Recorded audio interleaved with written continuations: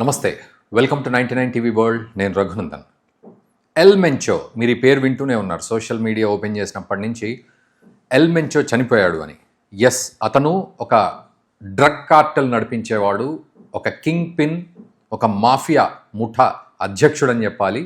సిజేఎన్జి అనే ఒక drug Cartel అంటే ఒక గ్రూప్కి ఒక అద్భుతమైన ముఠా నాయకుడు. ఇది చాలా సింపుల్గా గట్టిగా అతని గురించి చెప్పాలంటే ప్రపంచవ్యాప్తంగా ఉన్న డ్రగ్ మాఫియాలో కీలకమైన వాళ్ళల్లో ఒక కీలకమైన సభ్యుడు, కీలకమైన గ్రూపు. మెక్సికో దేశంలో ఇతను చేసిన ఆగడాలకు అంతు పంతు లేదు. ఇతను ఒక సాధారణ చిన్న పేద కుటుంబం నుంచి, పల్లెటూరు నుంచి వచ్చిన వ్యక్తి ఈరోజు ఒక పెద్ద మాఫియా డాన్గా మారాడు, డ్రగ్ కార్టెల్ లార్డ్గా మారాడు. అతనే దేవుడు అనమాట డ్రగ్ కార్టెల్కి. సో అట్లాంటి వాడిని అటు అమెరికా ఇంటెలిజెన్సు, ఇటు మెక్సికో పోలీస్ ఫోర్సు కలిపి ఆపరేషన్ మొత్తానికి లేపడేశారు. అతనితో పాటు దాదాపు ఒక 10ల సంఖ్యలో మిగతా వాళ్ళు కూడా చనిపోయారు. ఇతన్ని లేపేశారు. మొత్తానికి $15 మిలియన్ రివార్డు అతని మీద అమెరికా ప్రకటించింది. అలాంటి వ్యక్తిని ఈరోజు జాయింట్ ఆపరేషన్లో లేపడేశారు. ఇది ప్రపంచం అంతా కూడా ఒక రకంగా ఈ వార్తను చాలా ఉత్సుకతతోటి చూస్తుంది. ఎందుకంటే మెక్సికోలో డ్రగ్ మాఫియా ఎంత దారుణంగా ఉంటుందంటే, అక్కడ మనం ఇక్కడ ఒక దొంగను పట్టుకొని వాడిని ఏమైనా ఇబ్బంది పెడితే, వాడిని లేకపోతే వాడి వల్ల మనం ఇబ్బంది పడితే దాని గురించి పెద్దగా మాట్లాడుకుంటాం. కానీ అక్కడ ఒక మాఫియాలు, అందులో మళ్ళీ గ్యాంగులు, గ్రూపులు, ఆ గ్యాంగుల పేర్లు ఫేమస్ అక్కడ. ఇప్పుడు ఈ సిజేఎన్జి ఎల్ మెంచో అనగానే వాడు ఒక పెద్ద మాఫియా డాన్ అనమాట ఈ డ్రగ్స్ విషయంలో. సో అంత ఘోరంగా నడుస్తుంది. అండ్ ఈ మెక్సికో, ఆ తర్వాత ఇక్కడి నుంచి కెనడా, ఆ తర్వాత అమెరికా, ఇట్లాంటి దేశాలన్నిటికీ కూడా ముఖ్యంగా డొనాల్డ్ ట్రంప్ ఫైట్ చేస్తూ ఉన్నాడు. మన దేశంలో అంటే అమెరికాలో ఫెంటనిల్ వస్తుంది, ఈ ఫెంటనిల్ మెక్సికో నుంచి, కెనడా నుంచి వస్తుంది, మేము ఏదో రోజు దీన్ని కట్ చేయాలి అని దాదాపు 2-3 నెలల క్రితం నుంచే చెప్తూనే ఉన్నాడు. అతను హింట్ ఇస్తూనే ఉన్నాడు, ఈ డ్రగ్ మాఫియా పెరిగిపోతుంది, ఫెంటనిల్ అమెరికాలో చాలామంది చావులకు కారణమవుతుంది ఫెంటనిల్ అని చెప్తున్నాడు. అక్కడ ఈవెన్ వెనెజువేలాలో కూడా డ్రగ్ మాఫియాను అంతమొందించాలని ఒక రీజన్ చెప్పాడు. అఫ్కోర్స్ అక్కడ రకరకాల రీజన్స్ ఉన్నాయి. బట్ ఈరోజు మెక్సికోలో ఒక జాయింట్ ఆపరేషన్ తోటి ఆ మాఫియా ముఠా అధ్యక్షుడిని ఎల్ మెంచోని లేపిపడేశారు. అతన్ని లేపిపడేస్తే మెక్సికోలో మారణహోమం సృష్టిస్తున్నారు.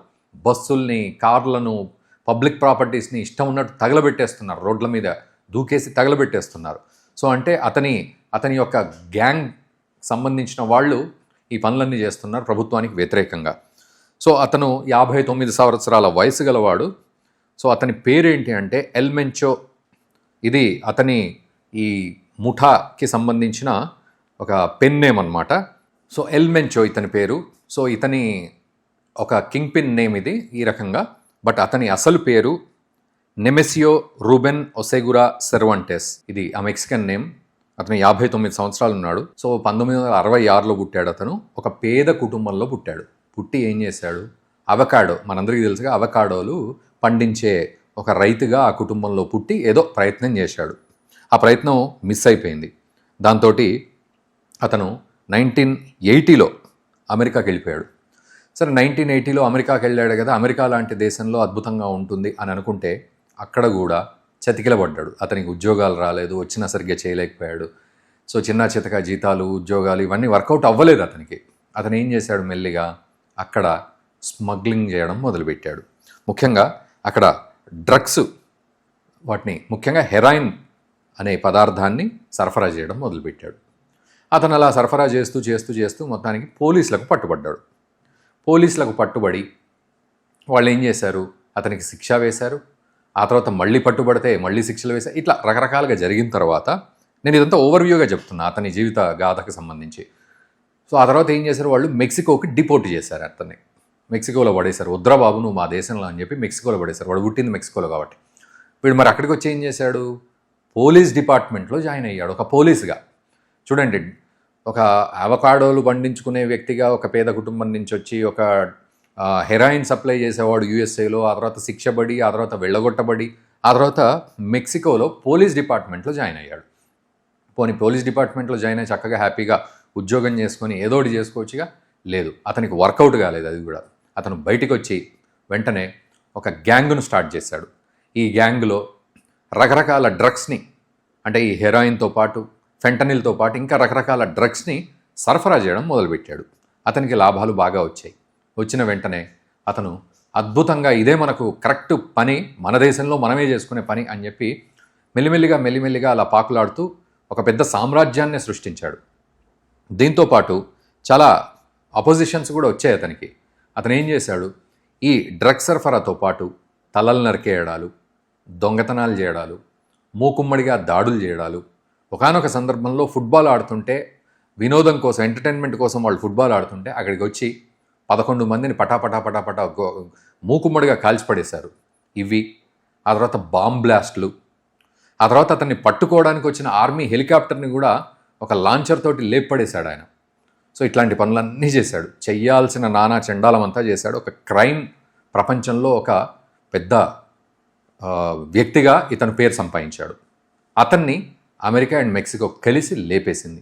ఇది అతని పరిస్థితి. అయితే వాస్తవానికి చాలా సింపుల్గా అనిపించినా కూడా పోలీసులు లేపేశారు కాబట్టి, బట్ ఇతను చాలా మందిని, పొలిటీషియన్స్ని, రకరకాల వాళ్ళని కూడా చంపేసిన సందర్భాలు ఉన్నాయి. శిక్ష తప్పించుకొని తిరుగుతున్న సందర్భాలు ఉన్నాయి. అండ్ మెక్సికో నుంచి అటు కెనడా లాంటి దేశాలకు, ఇతర దేశాలకు, అమెరికా లాంటి దేశాలకు కూడా డ్రగ్స్ సరఫరా చేయడంలో ఒక పెద్ద డాన్ అనమాట ఇతను. చాలా సాదాసీదా మనిషి అయితే కాదు, ఒక పెద్ద డాన్నే వీళ్ళు లేపేశారు.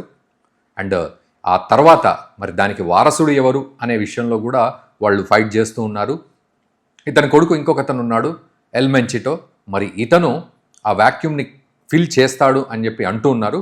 బట్ ఏదేమైనా డొనాల్డ్ ట్రంప్ ఇదివరకు చెప్పినట్టుగా సో కొంతకాలం క్రితం ఫెంటనిల్ వల్ల మా అమెరికా నష్టపోతోంది అని అన్నాడు.